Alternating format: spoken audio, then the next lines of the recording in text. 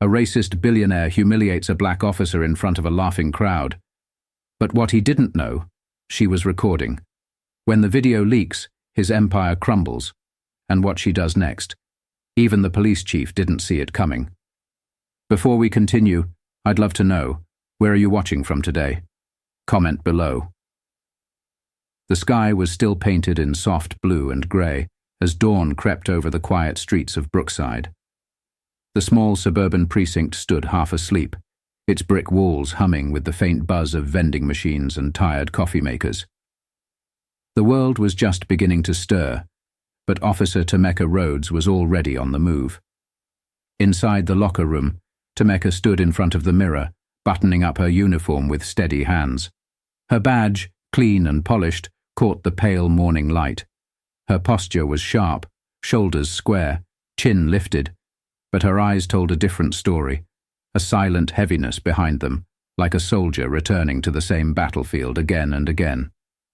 Tameka was 34th athletic, precise in every movement. Her dark curls were tied back, and her expression, though calm, had settled into something unreadable over the years. She did not talk much, not unless it mattered. Her fellow officers nodded as she passed, some with quiet respect, some with distant familiarity. A rookie whispered to another, "That's Rhodes. 10 years, no mistakes. Real deal." But they said it after she walked by. No one really knew her. Outside, the streets were still dewy. A dispatch came in, nothing urgent. A broken-down vehicle off Maple and 6th. Tameka responded without a word. 10 minutes later, she pulled up to find an elderly woman standing beside a stalled sedan, arms folded, worry creasing her brow. Her name was Mrs. Hartley, a retired teacher who had once taught 3 generations of neighborhood kids. "Good morning, ma'am," Tameka said softly, stepping out of the cruiser. "You all right?" The woman smiled, though her hands were shaking. "Battery's dead, and I have no idea how those jumper things work." Tameka crouched beside the hood, popped it open, and worked with practiced ease. They talked while she worked, about the morning air, about Mrs. Hartley's garden that never bloomed on time. Simple things, human things. Tameka smiled a little. It was one of the rare ones, not the kind she used on duty. A real one. Once the car hummed back to life, Mrs. Hartley placed a hand on Tameka's arm. "You are a blessing, dear." "Thank you." Tameka nodded but did not linger. She got back in her cruiser, just as the radio crackled again. "Unit 4B, Officer Rhodes, private request from downtown security, gala event, location, Whitaker Tower rooftop."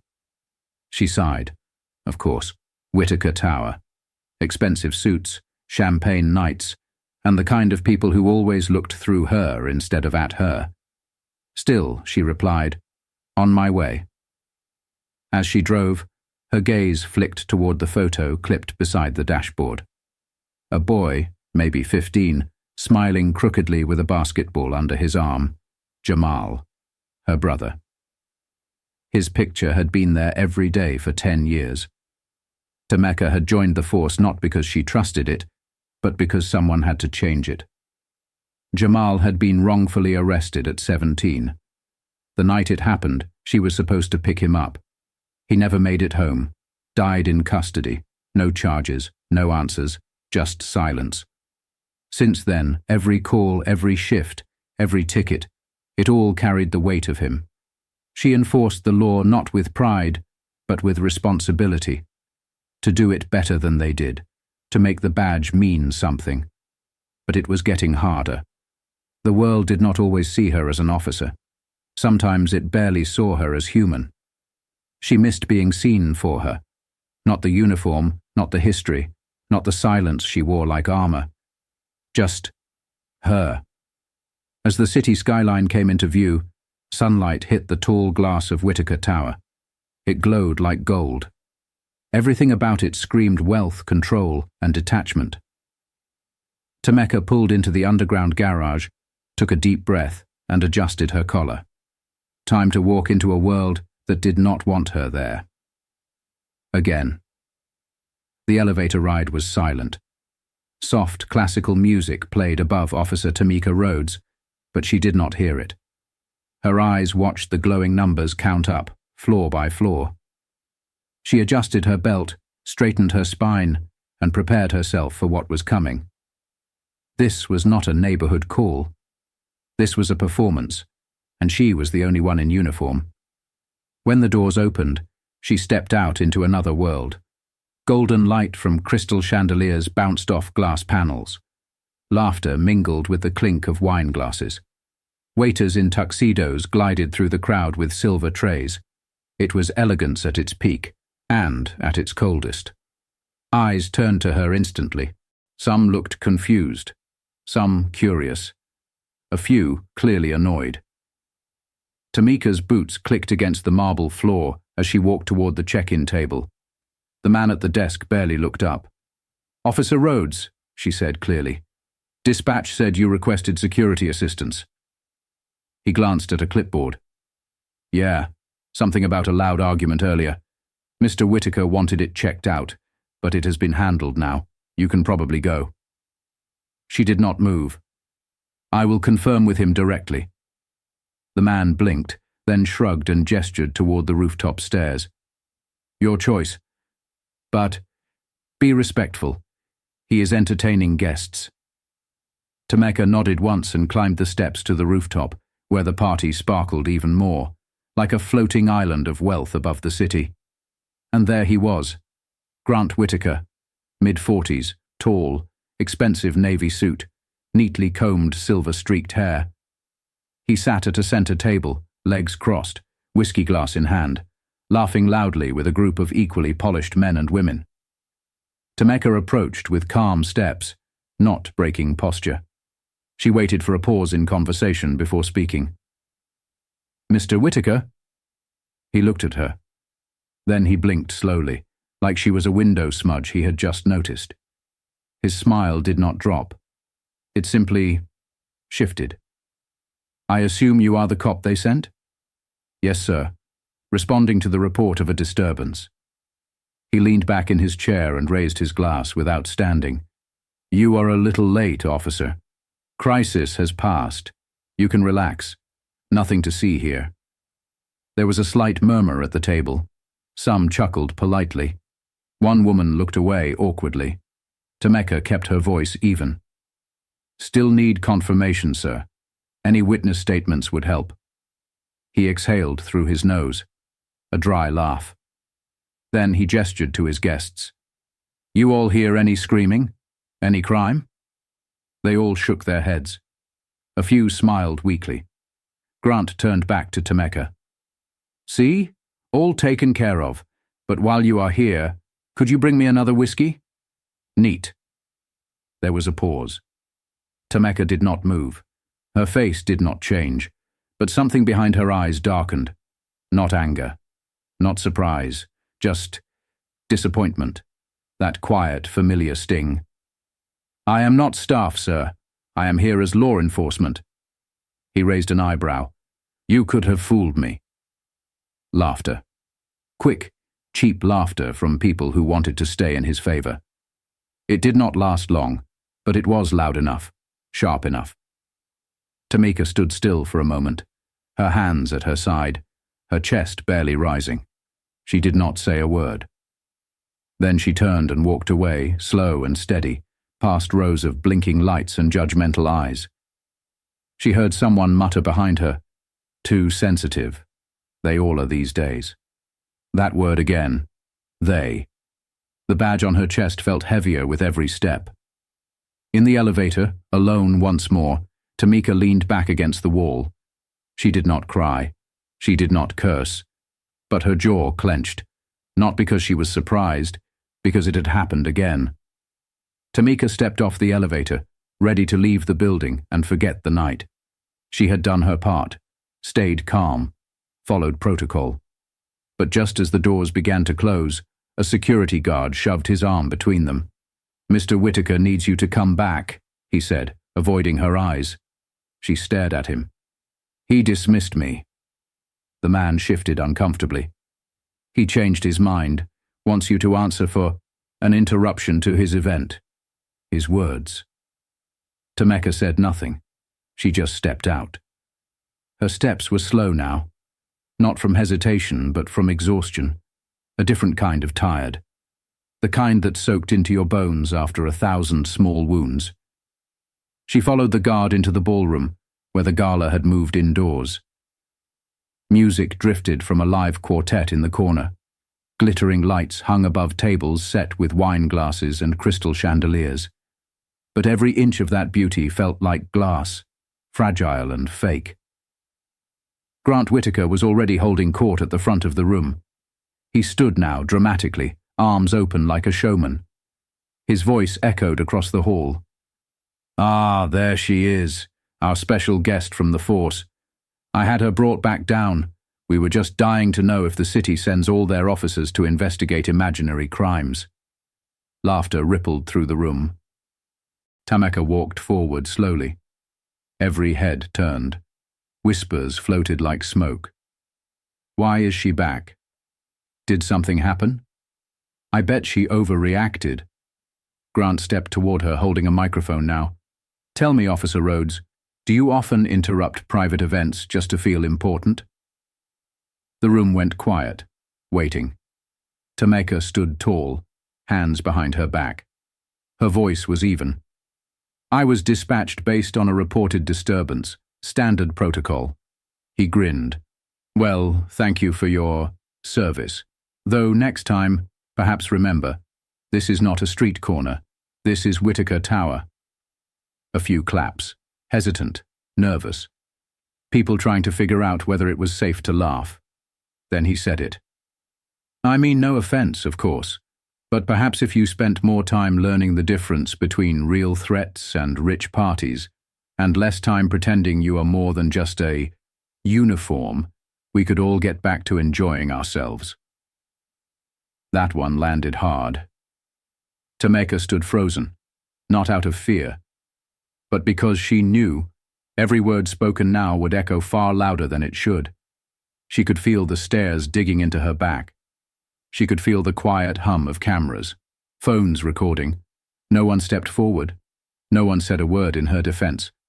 Not the event manager, not the security team, not the mayor's aide sitting in the front row. They all just watched, like she was part of the entertainment. Tameka looked around the room, eyes scanning faces. Some looked down, some smirked. Some whispered behind raised wine glasses. She saw one woman, early 30s, brown curls, expensive dress, with her phone in hand, filming the whole thing. Their eyes met. The woman lowered her phone, said nothing. Tameka swallowed hard. This was not just an insult. It was a moment designed to humiliate her, to shrink her. And it was working. But she would not give them the satisfaction of breaking. "I will file my report," she said quietly. Then she turned her back on the entire room, on the laughter, the blinking camera lights, the sea of faces who chose silence, and walked out. One step at a time, each one heavier than the last. By the time she reached the street, the night air had grown colder. Her cruiser waited in the alley, the city lights reflecting off its windshield. She opened the door and sat down. For a long time she just sat there, the engine off, the keys in her lap. The sound of Grant's voice still rang in her ears. "Pretending you are more than just a uniform." That line was not just about tonight. It was about every hallway she had walked where people stared too long. Every call she had responded to where they questioned her authority before her badge. Every moment someone doubted her presence, not because of what she had done, but because of what she looked like. She looked down at her hands, steady, trained. But they felt useless now. A deep ache settled in her chest. Not rage, not shame, just a kind of loneliness that words could not carry. Have you ever stood in a room where no one would stand with you? Her phone buzzed, a message from dispatch. Clear to end shift. File report within 24 hours. She stared at the screen, then slowly turned it off. No one would remember this night the way she did. But she would. and something inside her whispered, "This is not over." The apartment was quiet. Too quiet. Tameka stepped inside and dropped her keys into the ceramic bowl by the door. The soft clink echoed through the small space. She unbuckled her belt, set her badge gently on the counter, and slipped off her boots. Every movement was slow, careful, like she was trying not to wake something sleeping inside her. Outside, the wind picked up. Rain tapped against the windows like fingers trying to get in. She walked into the living room and sank into the couch, letting her body exhale all at once. But her mind would not stop. The sound of Grant Whitaker's voice still played like a broken record in her head. "You could have fooled me. Pretending you are more than just a uniform." Those words had been thrown like casual darts. But they landed in a place that had been wounded long before tonight. Tameka's eyes drifted to the bookshelf across the room. A single framed photo sat in the center. Jamal, her little brother, smiling big and wide in his high school jersey. He had been 17 when he died, arrested for a robbery he did not commit, detained for looking suspicious in a neighborhood he had grown up in. They said he resisted. He never got to say otherwise. She reached for the photo and held it in her lap, her fingers tracing the edge of the frame. Her eyes closed, and the memory came fast, as vivid as the day it happened. She was 13. The sun was setting behind the trees, and the front yard smelled like summer grass and chalk from hopscotch games. Tameka was sitting on the porch, chewing gum and swinging her legs. Jamal was across the street, joking around with a group of friends near the corner store. He had just bought them all slushies with the $10 bill their mother gave him. Then, the police car rolled up. 2 officers jumped out, voices raised, hands up, "Get on the ground." Tameka stood frozen as Jamal held his hands out. "I did not do anything," he said. "I just bought—" They shoved him to the ground. His slushies spilled across the pavement like blood. Tameka screamed for her mother. Neighbors came out shouting, but it did not matter. They said he matched a description. They said he had something in his pocket. They said he resisted. None of it was true. He was gone 2 weeks later. Heart failure, they claimed. Tameka never forgot her father's face at the funeral. Eyes red, fists clenched. He did not speak for days. Then one night, he sat beside her on the same porch where she had watched it happen. His voice was low, almost shaking. "I should have taught him how to survive it," he said. "But he was just a boy." He thought if he smiled, they would see his heart. Tameka leaned into him. "What do I do now?" He looked at her for a long time, then said, "You make them see you. You wear the badge better than they ever did. You stand so tall they have to look up to meet your eyes." That night changed her. She trained harder than anyone else, graduated top of her academy class, took extra shifts, handled every case with discipline, never broke a rule, never lost control. Because she thought if she followed the rules better than anyone, maybe they would finally see her the way they never saw Jamal. Now, sitting alone in the quiet of her living room, Tameka opened her eyes. The photo was still in her hands. She stood and walked to the window. The city lights blinked in the distance, blurred by raindrops.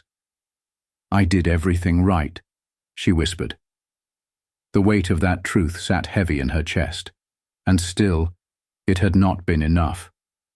But as the wind howled louder and the night deepened, something inside her began to shift. She had tried silence. She had tried patience. And still they laughed in her face. She looked down at the photo in her hand. "I cannot let this happen again," she said aloud, voice firm. It was not just about her anymore. It never had been. The rain had stopped, but the streets outside were still wet, shining under flickering streetlights like glass beneath moonlight. Tameka stood by the window, arms crossed, the photo of Jamal resting quietly on the end table behind her. Her apartment was dim now, lit only by a single lamp in the corner. It cast a soft orange glow across the room. warm but not comforting. The quiet was heavy, like it was holding its breath. Tameka turned away from the window and walked slowly toward her desk. She pulled out a drawer and retrieved a manila folder, thick, worn, held together by a rubber band. Inside were years of small things: notes, printed emails, filed complaints, screen grabs, audio logs, incidents she had witnessed, disrespect she had endured, moments that never made the news, but still made scars. She placed the folder gently on the desk and opened her laptop. The screen lit her face as she typed, to Internal Affairs, Ethics Division. Subject: Formal Misconduct Filing, Whitaker Gala Incident. Her fingers hovered over the keyboard for a moment. Then she began to write, not with anger, not with vengeance, with clarity. She detailed the rooftop conversation, the public humiliation, the laughing guests. She included the name of the woman who had been filming. She remembered her face clearly. She remembered how she lowered her phone but kept recording. Tameka had learned long ago, the most powerful thing a black woman could do in a room built to silence her was remember everything. Halfway through the email, she paused, then reached for her phone. She scrolled through her contacts and selected a name labeled Ash, Legal Aid. The phone rang once, twice. Then a voice answered, groggy. Officer Rhodes? Ash's voice was soft but alert. You all right? Tameka nodded before realizing he could not see her. I need you to look over something. Tonight. If possible, I am listening, he said immediately. She forwarded the draft email, then added one more line. P.S. There is video. Her body felt steady. Her heart was not racing. She was not afraid anymore. She walked over to her hallway closet and pulled down a small black box. Inside was a device the department had only recently approved, a personal officer's recording device, activated manually. Most officers forgot to use it. Tameka never did. She had switched it on the moment Grant called her back to the ballroom. She had footage of the whole thing. Not just what he said. The laughter, the crowd, the silence, the truth. She connected the device to her laptop and watched the first few seconds, just to confirm. Her own voice came through.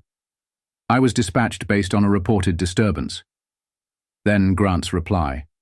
The sarcasm. The dismissal. She closed the lid of the laptop. The choice had been made. But it did not feel like revenge. It felt like air. For the first time in years, she felt like she could breathe without asking for permission. Down below, the city moved on like nothing had happened. Cars passed. Lights flickered off in windows. People went to sleep, believing in fairness and order. But in that moment, alone in her apartment, Tameka knew what was coming. The ripple would start small, a report, a clip, a question. Then it would grow.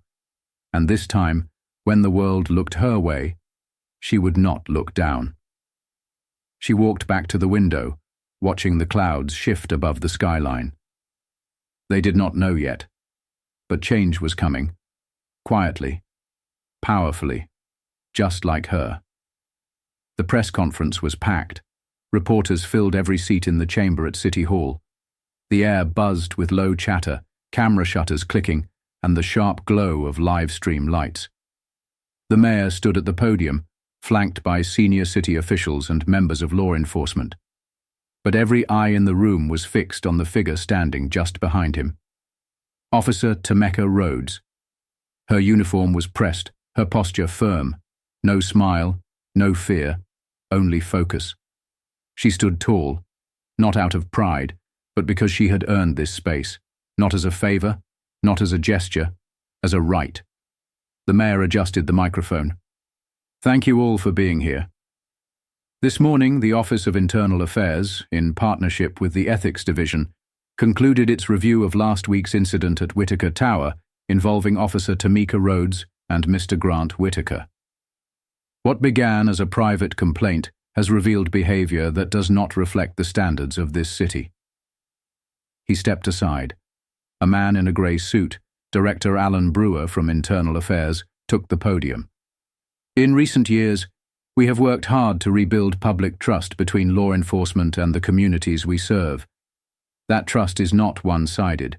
It applies not just to officers, but to the people they protect, regardless of wealth, title, or status. He clicked a remote. A screen behind him lit up with a frozen frame. Tameka, standing in the ballroom, surrounded by onlookers. Then the footage played. There was no need for commentary. The voices were clear, the mockery undeniable, the laughter chilling. And finally there was silence, the kind that filled a room when truth could no longer be ignored. Gasps broke out from the crowd. One reporter whispered, "He really said that." Another shook their head. "On camera." Back on stage, Tameka stood still, eyes fixed on the screen. She had watched this clip dozens of times. She had lived it. But this was different. Now, they were watching. The mayor returned to the podium. As a result of the findings, Mr. Whitaker's contracts with city departments are suspended pending review. A formal apology has been issued. The city will also introduce a new protocol for private event policing standards to protect officers from misuse of authority by private citizens. He turned toward Tameka. And Officer Rhodes will be promoted to lieutenant, effective immediately, and will lead that new oversight initiative. Her professionalism in the face of humiliation reminds us what true service looks like. There was applause, but not the kind that came out of obligation. This was real, genuine. Tameka stepped forward to speak. No microphone, just her voice, clear, calm, unshaking. "I did not ask for attention. I did not want a stage. I came that night to do my job, and was treated like a prop in someone else's power game." She paused. The room listened. But this was never about one night, or one man. This is about how we measure respect. We wear this badge to protect, but sometimes the ones who need protection are us. She looked out across the crowd. "I am not here for your applause. I am here so the next black woman in uniform does not have to fight to be seen." Her final words cut through the room like thunder wrapped in silk. "They tried to shrink me, but I remembered who I was." She stepped back. The room erupted. Standing ovation. Reporters clapped. Officers clapped. Even a few council members stood, nodding. And this time, everyone rose when she walked past. Later that evening, a follow-up broadcast aired across the city. News anchors played the footage again, followed by public reactions. One clip showed a young girl in a junior police cadet uniform watching with wide eyes. Her mother asked, "Do you know who that is?" The girl nodded, eyes glowing. "That is Lieutenant Rhodes." Meanwhile, across the city, Grant Whitaker sat behind a glass wall in his luxury office, alone. His face pale. His phone lit up with headlines. "Whitaker Tower Shame. Officers' Footage Shocks City. Rhodes Turns the Tide." He reached for his drink, but this time no one was laughing. Back at the precinct, Tameka returned to her locker. There were no streamers, no banners. But there were quiet nods. Silent respect. A rookie officer stepped forward. "Ma'am," she said softly, "you made us proud." Tameka gave a small smile, the kind that carried weight. Then she turned, walked down the hallway and out into the sunlight. No crowd, no press, just her, and the sky above, wide open. What would you do if the whole world finally heard your truth, loud and clear? The noise died down, but the change stayed. 1 week after the press conference, the city of Brookside moved at its usual pace. Streetlights flickered on, patrol cars circled neighborhoods, and people returned to their routines. But beneath that surface, something had shifted, something real. Grant Whitaker's face had vanished from the city billboards. The digital ad spaces that once displayed his luxury tech brand now rotated with community spotlights and city-funded service messages. His PR team had released a written apology, stiff and polished, but no one was really reading it anymore, because the city had already made up its mind. His power had cracks now. Tameka stood in front of the precinct's announcement board, eyes moving over the new department notice. Effective immediately. All private security details involving law enforcement officers must be reviewed and approved through the lieutenant's office for oversight. Her office. It was printed there in black ink, her new title, bold and undeniable. Lieutenant Tameka Rhodes. No one called it a promotion ceremony, but in its own way it was. There was no applause, no balloons, just small signs. A nod from the captain, a memo signed with respect. Her name etched into the department wall with the others who had earned their place. She stood quietly in the hallway, watching as two junior officers walked past. They were whispering, but not in the way people used to. "She is the one from the footage, right?" "Yeah." And she still came to work the next day, just like always. That was what struck people the most. She never raised her voice. She never lashed out. She just stood in her truth and let the facts speak. Later that day, the woman from the gala, the one who had filmed the ballroom incident, requested to meet with her. Her name was Camilla, a local freelance journalist who had attended the event as a guest, not a reporter. They sat in a quiet corner of a nearby coffee shop, far from flashing lights or microphones. Camilla looked nervous. "I want to apologize," she said, stirring a cold tea she had not taken a sip from. "I should have said something that night. I filmed everything. I kept thinking someone else would speak up." Tameka listened. She did not rush her. Camilla reached into her bag and pulled out a USB drive. "This is the full footage, before the clip went viral, before the edits. It includes what was said on the rooftop, too. You might not need it anymore, but I just wanted you to have it." Tameka took the drive and nodded once. "Thank you," she said simply. Camilla exhaled, like she had been holding her breath for days. "You made a lot of us think harder. About silence. About who we stand up for." They parted without fanfare. It was not about guilt. It was about growth. That was enough. Back at the precinct, Tameka received an internal message from Officer Hernandez, one of the few who had never said much to her before. Subject: respect. Message: Lieutenant, for what it is worth, you always carried more than your share. I see that now. No emojis, no small talk, but it meant something. Later, she passed the rookie officer from before, the young woman who had thanked her. "Ma'am?" she said again, standing a little taller. "We are starting to believe we matter, because of you." Tameka gave her a firm nod. "It was never about me," she said. "It is about making sure none of us walk into a room and feel invisible again." By week's end, the department was different, not perfect, but awake. And in a world where change moved slowly, even a ripple felt like a revolution.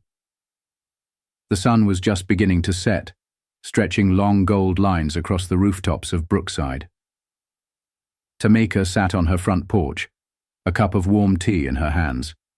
She rocked gently in the wooden chair her father built years ago, the same one he used to sit in after long shifts at the factory. The air smelled of jasmine and distant rain, and for the first time in weeks, the world felt still. Her uniform hung inside, neatly pressed, but tonight she wore a simple grey sweater and jeans, no badge, no belt, just her, as she had been long before the world expected her to carry it. Beside her sat her father, quiet and calm, his hands folded on his lap. He had watched the press conference from his living room, eyes misty, not saying a word until the very end. Now he glanced over at her. "You said something that day," he said, "something that made the whole city listen." Tameka looked out toward the street, her voice soft. "I did not say it for them. I said it because I needed to believe it." He nodded slowly. And do you? She took a breath, letting it settle deep in her chest. I think I do now. They sat in silence for a while. The world moved gently around them. The hum of a neighbor's lawnmower 2 houses down, the faint bark of a dog, the rustling of wind through trees. Her father sipped his coffee and spoke again. Jamal would be proud. Tameka's throat tightened. She looked down at her hands, the same ones that once trembled holding his photo, now steady, strong. I think he already knew who I was, she said. I just needed to remember. The porch light flicked on as the sky turned a deep violet. Across the street, 2 little girls chased fireflies, their laughter echoing faintly in the air. One of them wore a toy badge clipped to her hoodie. She saluted her friend and said, "You have to listen." "I am the officer." Tameka smiled. Not the small, guarded smile she used at work. A full one, honest, free. She reached into her pocket and unfolded a letter she had received earlier that day. Cream paper, government seal, official tone. It was an invitation. Federal Leadership Conference, a chance to represent Brookside, to speak about ethics, respect, and reform on a national stage. She had not decided yet. She did not need to. For now, it was enough just to know that someone saw her. Not just for what she wore or what she had endured, but for who she was under the badge. She stood slowly, stretching, the porch boards creaking beneath her feet. Her father stayed seated, watching her with quiet pride. As she reached the door, he called out, "Tameka!" She turned. "You do not have to fight so hard anymore." Her eyes met his. "I know." She stepped inside, the screen door whispering shut behind her, and for the first time in a long time, the weight was gone. She was not what they said. She was not what they feared. She was not what they ignored. She was what she had always been. Enough.